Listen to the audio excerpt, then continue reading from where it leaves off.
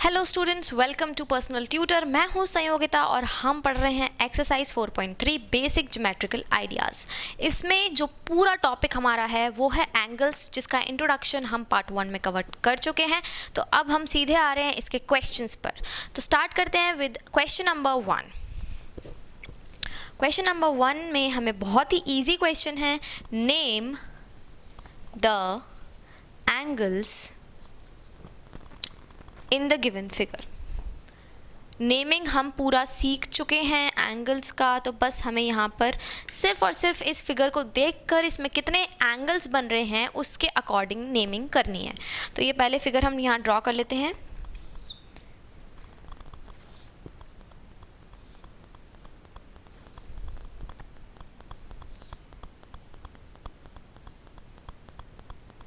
ये फिगर है D, A, C and B.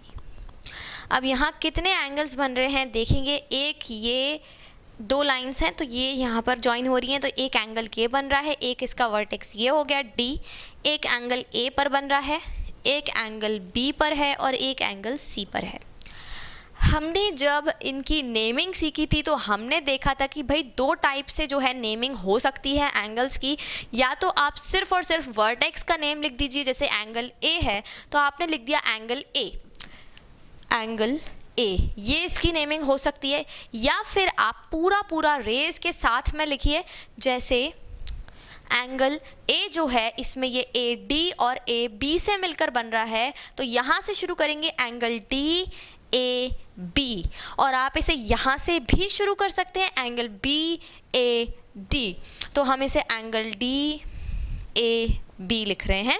आप बी ए डी लिखेंगे तो भी चल जाएगा, लेकिन वर्टेक्स जो है वो मिडिल में रहे, कोशिश ये करनी है हमको। अब चाहे जो रेज हैं वो चाहे आगे पीछे हो जाएं तो चलता है, वर्टेक्स को आपको बीच में ही रखना है। ऐसे ही बिल्कुल यहाँ पर एंगल डी बन रहा है, एंगल डी लिख लेंगे। और इसे दूसरे और तरीके से कैसे लिख सकते हैं, एंगल डी जो है वो बन रहा है डी सी और डी ए से, तो यहाँ से शुरू कर सकते हैं सी डी ए, या फिर यहाँ से शुरू कर सकते हैं ए डी सी। तो हम यहाँ लिखेंगे एंगल ए डी सी। आप सी डी ए भी लिख सकते हैं, सी और ए रिप्लेस हो सकते हैं, डी को आपको बीच में रखना है। नेक्स्ट इज सी, तो एंगल सी, और इसको हम कैसे लिख सकते हैं, angle D C B, angle D C B. Last one is angle B, angle B, और हम इसे लिख सकते हैं एंगल सी बी ए, या फिर एंगल ए बी सी। तो अभी हम इसे एंगल ए बी सी लिख रहे हैं। तो आप किसी भी तरीके से इनकी नेमिंग कर सकते हैं अभी, क्योंकि यहाँ पर ऐसा कोई कन्फ्यूजन नहीं है कि डी पॉइंट जो है, डी वर्टेक्स जो है, इस पर दो एंगल बन रहे हैं। यहाँ पर जो है डी वर्टेक्स पर सिर्फ एक एंगल बन रहा है, इसलिए हम इसे एंगल डी बोल सकते हैं। अगर ऐसा हो जाता कि यहाँ पर इस तरह से एक लाइन ड्रॉ होती तो ये एंगल दो बन जाते और फिर हमें कंपल्सरीली इसको इसी तरह से बताना पड़ता। तो इसलिए अभी ये लाइन नहीं है, तो अभी हम इसे एंगल डी भी बोल सकते हैं। तो इस तरह से ये नेमिंग हो गई। Question number 1 completed.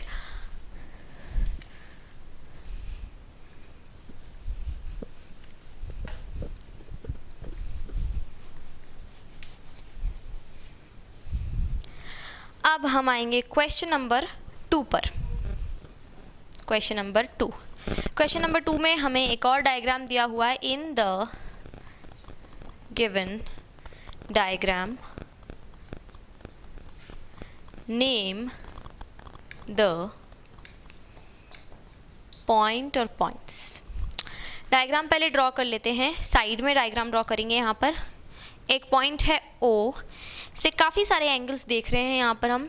ये एक लाइन है, ये एक रे है, फिर एक ये इधर रे है और फिर एक इधर रे है। इस पर एक पॉइंट है F। इस बीच वाली रे पर दो पॉइंट्स हैं B एंड E, एंड इधर यहाँ पर एक A पॉइंट है, एंड यहाँ इस रे पर D पॉइंट है, एक और पॉइंट है यहाँ पर C। तो इस तरह से हमें यहाँ पर ये फिगर जो है ये बना हुआ दिया है। अब जो क्वेश्चंस हैं उनमें सबसे फर्स्ट वाला जो है वो है in the interior of angle DOE। इसमें करना क्या है, in the given diagram name the point. हमें सिर्फ पॉइंट्स के नाम बताने हैं जो इन जगहों पर है, मतलब प्लेसेस बोल दी कि भाई इस जगह पर ये, इस जगह पर ये, तो बताइए कौन सा पॉइंट है इस जगह पर। तो देखते हैं सबसे पहले in the interior of angle DOE, मतलब DOE जो एंगल है इसके इंटीरियर में कोई पॉइंट्स हमें बताने हैं, जितने भी पॉइंट्स हैं। इसमें वन पॉइंट की बात नहीं हो रही है, यहाँ पर उन्होंने लिख दिया है पॉइंट और पॉइंट्स। अगर एक से ज़्यादा पॉइंट्स होंगे तो हम सारे लिखेंगे, अगर एक पॉइंट होगा तो उसी को लिख देंगे। सबसे पहले एंगल DOE को ढूंढेंगे। यहाँ पर एंगल DOE मतलब इस एंगल की बात हो रही है, एंगल DOE इस एंगल की बात हो रही है। अभी इसको हम इग्नोर करेंगे, कंप्लीट इग्नोर करना है इसको। अब इसके इंटीरियर में कितने पॉइंट्स हैं, तो इसका इंटीरियर मतलब ये, यहाँ पर मैं डॉट डॉट करके एक थोड़ा सा एक्सटेंशन कर रही हूँ। इसका इंटीरियर मतलब ये इतना जो पोर्शन देख रहे हैं आप, ये इसका इंटीरियर है। इसके इंटीरियर में सिर्फ एक ही पॉइंट दिखाई दे रहा है, दैट इज A। तो हमारा यहाँ आंसर हो जाएगा पॉइंट A। इसके इंटीरियर में सिर्फ एक पॉइंट है। अगर आप पॉइंट B के बारे में भी सोच रहे हैं तो B जो है इंटीरियर में नहीं है, ये एंगल पर ही है, तो इसको हम इसलिए एक्सक्लूड कर रहे हैं। हमने देखा था इंट्रोडक्शन में कि तीन तरह से पॉइंट्स ड्रॉ किए जा सकते हैं, पहला इंटीरियर में, दूसरा एक्सटीरियर में, तीसरा सीधे एंगल के ऊपर, मतलब रेस के ऊपर, आर्म्स के ऊपर, साइड्स के ऊपर। तो यहाँ पर जो B पॉइंट है ये आर्म के ऊपर है, तो ये इंटीरियर नहीं माना जाएगा। इंटीरियर मतलब एंगल जो पॉइंट A है वो हमारा इंटीरियर में है। B देखेंगे, B में हमसे पूछा है in the exterior of angle EOF, exterior of angle EOF। चलिए देखते हैं भाई, E इधर E है, ये O है, ये F है, मतलब इस एंगल के एक्सटीरियर में, मतलब देखिए इस एंगल का इंटीरियर पहले बना लेते हैं। ये जो शेडेड पार्ट है ये तो हो गया इंटीरियर। अब इस शेडेड पार्ट को छोड़कर कितने पॉइंट्स आपको दिख रहे हैं, वो सारे पॉइंट्स क्या हो जाएंगे, इस एंगल के एक्सटीरियर में आ जाएंगे, क्योंकि इस एंगल के इंटीरियर को छोड़कर जितना भी पेपर पर आपको स्पेस दिख रहा है वो पूरा स्पेस जो है होता है वो होता है एक्सटीरियर ऑफ द एंगल। तो यहाँ पर C point is exterior, A point is exterior and D point is also on the exterior of the angle। doesn't matter कि वो किसी रे पर है, किसी साइड पर है, किसी दूसरे एंगल की, ये दूसरा एंगल जो बन रहा है इसके आर्म पर है, कोई फर्क नहीं पड़ता है। जितने डायग्राम में पॉइंट्स इंटीरियर को छोड़ के दिख रहे हैं सब लिख देंगे। तीन पॉइंट्स दिख रहे हैं A, C एंड D, तो यहाँ हमारा पॉइंट जो आंसर है वो हो जाएगा A, C and D। Last one is on angle EOF। Angle EOF के ऊपर कौन सा पॉइंट दिखाई दे रहा है आपको, ये देखिए एंगल EOF के ऊपर जो है पॉइंट B है, ना तो ये इंटीरियर में है ना ही ये एक्सटीरियर में, ये सीधे किसके ऊपर है, एक आर्म के ऊपर है। एंगल का एक साइड जो है उसके ऊपर बना हुआ है, तो B जो पॉइंट है वो हो जाएगा हमारा ऑन एंगल EOF। तो यहाँ हम लिख देंगे पॉइंट B। तो यहाँ पर ये क्वेश्चन नंबर 2 हमारा कंप्लीट हो गया है।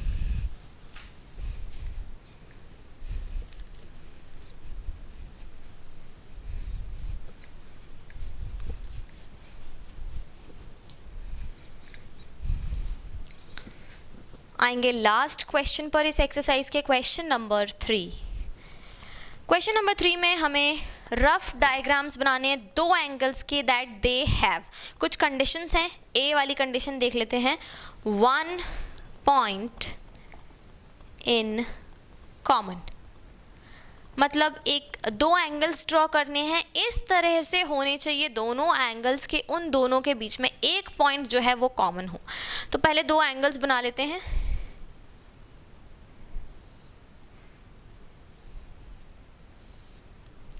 ये हमारे दो एंगल्स बन गए हैं, एक हमारा ये एंगल है, एक हमारा ये एंगल है। अब इन दोनों एंगल्स के, ये O हो गया, ये हो गया A, B, C and D। अब इसमें अगर हम कॉमन देखेंगे कोई भी पॉइंट, तो कॉमन पॉइंट दोनों एंगल्स पर क्या हो जाएगा, ये हो जाएगा बीच में, बिल्कुल ये इस एंगल के बीच में भी है, इस एंगल के बीच में भी है, तो ये हो गया 1 पॉइंट इन कॉमन। बी वाले में हमें बोला गया है 2 points in common, 2 points in common. तो सेम डायग्राम बनाएंगे हम, ये सेम डायग्राम बनेगा और यहाँ 2 पॉइंट्स बना देंगे। आप इनको कुछ भी नेमिंग दे सकते हैं, बी सी, और यहाँ पर भी कुछ भी नेमिंग दे सकते हैं। फिलहाल आपको नेमिंग करना ज़रूरी नहीं है क्योंकि यहाँ उन्होंने कहा ही नहीं है ऐसा। Next one is 3 points in common. Bar bar same he question है, कुछ अलग से नहीं है यहाँ पर। तो यहाँ पर अब हम क्या करेंगे, 3 पॉइंट जो हैं कॉमन बना देंगे, 1, 2 and 3। D is 4 points in common.